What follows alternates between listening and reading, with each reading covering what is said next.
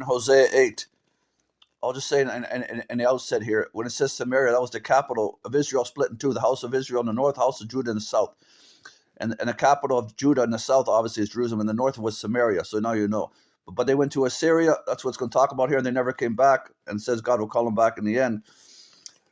And they're called Samaritans in Christ's time because Assyrians put people in there, and then also Babylonians put people in that area when they took the Jews. Okay, so take it from there in your head. What Samaria is. Put the trumpet to your lips. An eagle, in other words, war's coming. An eagle is over the house of the Lord. An eagle, God uses that as like an army coming. Because of the people have broken my covenant and rebelled against my law, Israel cries out to me, our God, quote, we acknowledge you, unquote. But Israel has rejected what is good. An enemy will pursue you, Israel, and eventually Babylon in the south. They set up kings without my consent and choose princes without my approval. Princes without my approval. God sets up kings, but they didn't pray to him. People can do things just like in the modern age. They steal elections, but God corrects it and he shows it and brings it to light. Okay, doesn't he uses people. God, he doesn't scream from the sky. With their silver and gold, they make idols for themselves to their own destruction. Throw out your calf, O Samaria. I explained that my anger burns against them. How long will they be incapable of purity? They are from Israel. In other words, they're worse than Gentiles. This calf, craftsman, like Egypt. In other words, back to sin, but back to ungodliness, on true gods. It is not God.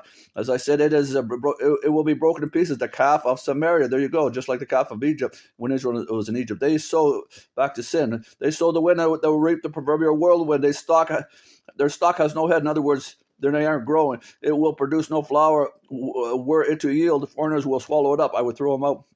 Israel is swallowed up. Now she is among the nations like a worthless thing. For they have gone up to Assyria. They go like a wild donkey wandering alone. Ephraim, that's used for Israel. I explained that in other things. Has sold herself to lovers. In other words, other than God, so to speak. Although they have sold themselves among the nations, I will now gather them together in the future. They will begin to waste away under the oppression of a mighty king, Syrian king. Though Ephraim built many altars for sin offerings, these have become altars for sinning. I wrote for them the many things of my law, but they regarded them as something alien. They offer sacrifices given to me, and they eat the meat, but the Lord is not pleased with them. Now he will remember their wickedness and punish their sins. They will return to Egypt again. A manner of speaking, back to sin, back away from God. In captivity, Israel have sinned. Israel has forgotten the Maker and built palaces. Judah has fortified many towns, but I will send fire upon their cities that will consume their fortresses. Okay, Judah eventually went to Babylon too later, and Israel in the beginning to Assyria. Bye.